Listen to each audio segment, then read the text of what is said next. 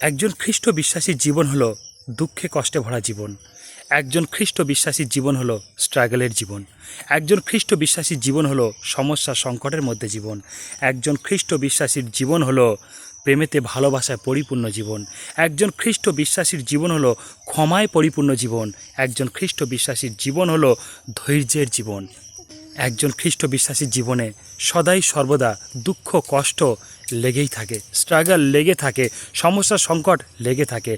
একটা সমস্যা যায় একটা সমস্যা আসে, একটা সংকট যায় আর একটা সংকট আসে, একটা প্রবলেম যায় আর একটা প্রবলেম আসে, একটা স্ট্রাগল যায় আর একটা স্ট্রাগল আসে।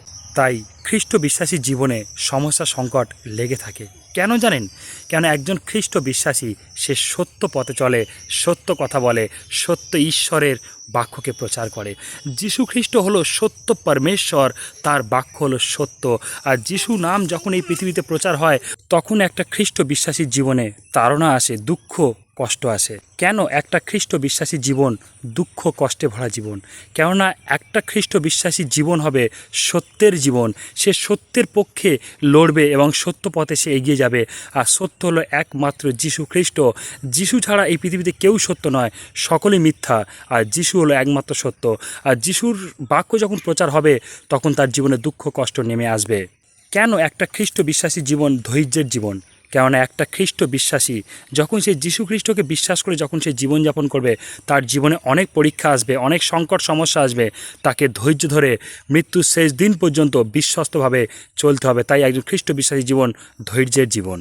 কেন একটা খ্রিস্ট বিশ্বাসী জীবন প্রেম ও ভালোবাসায় পরিপূর্ণ জীবন? কেন আমাদের যিশু খ্রিস্ট তিনি এই পৃথিবীতে এসছে, তিনি প্রেমকে ভালোবাসাকে প্রচার করতে এসছে। কেন বাইবেল হলো একটা প্রেমের পুস্তক, একটা ভালোবাসার পুস্তক। তাই তো যিশু খ্রিস্ট আমাদেরকে ভালোবেসে আমাদের মতো পাপী তাপী মানুষদের জন্য তিনি তার জীবনকে দিয়েছেন। তিনি এতটাই আমাদেরকে প্রেম করেছে, তাই তার প্রেম আমাদের মধ্যে আছে। যারা যিশু খ্রিস্টকে বিশ্বাস করে তাদের মধ্যে খ্রিস্টীয় প্রেম পরিপূর্ণ থাকে। তাই তো একজন খ্রিস্ট বিশ্বাসী প্রেমেতে পরিপূর্ণ হয়, ভালোবাসায় পরিপূর্ণ হয়। কেন একজন খ্রিস্ট বিশ্বাসীর জীবন ক্ষমায় পরিপূর্ণ হয়? কেন আমাদের যিশু খ্রিস্ট তিনি ক্রুশের উপর তিনি ক্ষমার বাণী দিয়ে গেছেন এই জগতের মানুষদের জন্য। তিনি বলে গেছেন, হে পিতো, ইহা দিয়ে ক্ষমা করে, ইহারা কী করিতেছে জানে না। পিতা ঈশ্বর তিনি ক্ষমার বাণী দিয়ে গেছেন ক্রুশের ওপর থেকে, আমাদেরকে তিনি ক্ষমা করে গেছেন। তাই তো একজন খ্রিস্ট বিশ্বাসী যে যিশুকে বিশ্বাস করেছে তার জীবনে ক্ষমা আছে, সে মানুষকে ক্ষমা করতে শিখেছে। কেন ক্ষমা হলো সবথেকে বড় কাজ। ক্ষমা অনেক মানুষ আছে যারা করতে পারে না, কিন্তু যারা যিশুকে বিশ্বাস করে তাদের জীবনে ক্ষমা আছে। তাই তো একজন খ্রিস্ট বিশ্বাসী জীবন ক্ষমাতে পরিপূর্ণ। হালেলুইয়া! এটাই হলো একটা খ্রিস্টীয় জীবন। কিন্তু অনেক মানুষ আছে যারা যিশু খ্রিস্টকে বিশ্বাস করেছে, বিশ্বাস করার দরুন তারপরে তারা আনন্দে উল্লাসের সহিত আনন্দ ফুর্তির সহিত তারা জীবনযাপন করছে। জানবেন তাদের মধ্যে কিছু না কিছু ভুল আছে। তারা ঈশ্বরের বাক্যকে ভুলভাবে তার জীবনের মধ্যে গ্রহণ করছে, তারা ভুলভাবে ঈশ্বরের বাক্যকে পালন করছে। তাই তাদের জীবনের মধ্যে এত আনন্দ, এত উল্লাস, এত ফুর্তি আছে। কিন্তু একজন খ্রিস্ট বিশ্বাসীর জীবনে এই পৃথিবীতে তাদের আত্মাতে তাদের ভেতর থেকে একটা আনন্দ থাকবে, কিন্তু তারা বাইরে জাগতিক দিক থেকে তাদের জীবন দুঃখে কষ্টে ভরা জীবন থাকবে। এবং তাদের জীবনে একটাই আশা থাকবে, একটা খ্রিস্ট বিশ্বাসী জীবনে একটাই আশা থাকে, একটাই লক্ষ্য থাকে যে তারা অনন্ত জীবন পাবে, অনন্ত জীবনের শান্তিকে লাভ করবে এবং তারা স্বর্গ রাজ্যকে পাবে। হালেলুইয়া!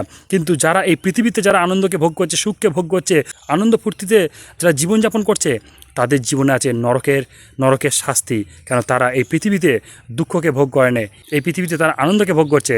তাই তার জন্য রয়েছে চিরকালের জন্য, অনন্ত জীবনের জন্য নরকের শাস্তি। তাই একজন খ্রিস্ট বিশ্বাসী জীবন দুঃখ কষ্টে ভরা জীবন।